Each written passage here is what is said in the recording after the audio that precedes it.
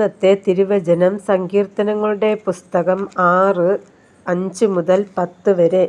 മരണത്തിൽ നിന്നെക്കുറിച്ച് ഓർമ്മയില്ലല്ലോ, പാതാളത്തിൽ ആർ നിനക്ക് സ്തോത്രം ചെയ്യും?